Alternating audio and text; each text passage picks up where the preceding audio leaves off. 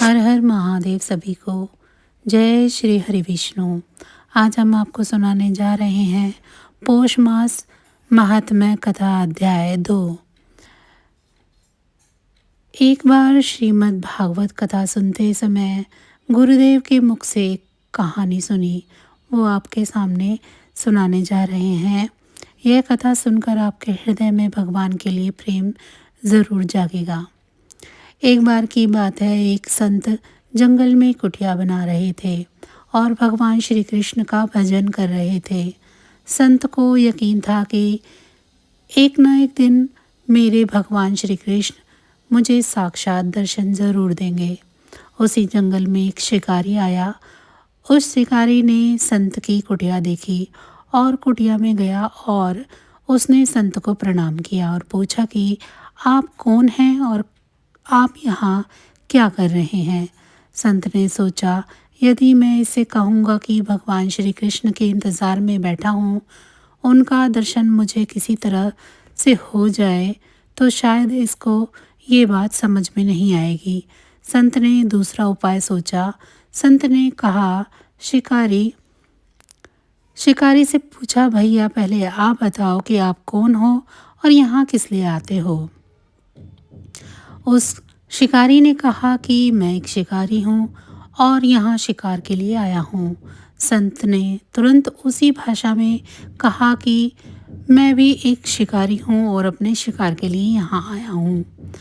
शिकारी ने पूछा, आप संत जी, आप मुझे ये बताइए, आपका शिकार कैसा दिखता है, आपके शिकार का क्या नाम है, हो सकता है कि मैं आपकी मदद कर दूं। संत ने सोचा, इसे कैसे बताऊं। फिर भी संत ने कहते हुए कहा, मेरे शिकार का नाम है, वो देखने में बहुत ही सुंदर है, सांवरा सलोना है, उसके सिर पर मोर मुकुट है, हाथों में बंसी है। यह कहकर संत जी रोने लगे। शिकारी बोला, बाबा रोते क्यों हो?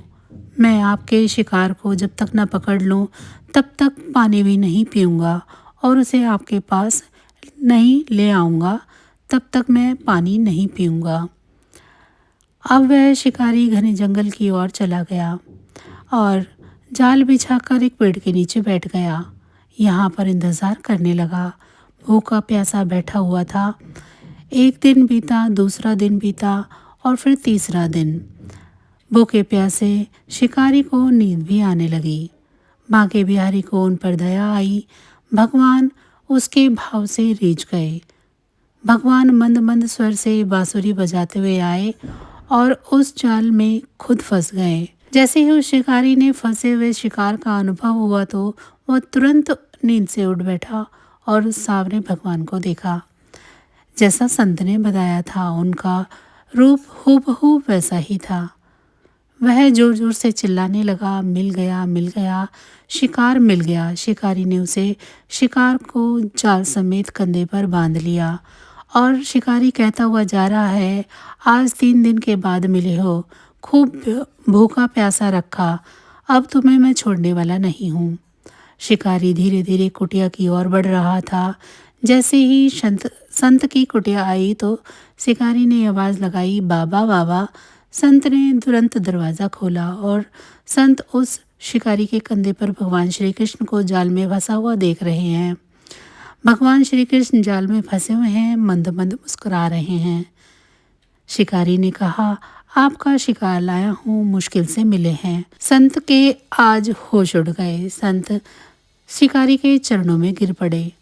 संत आज फुट फुट कर रोने लगे।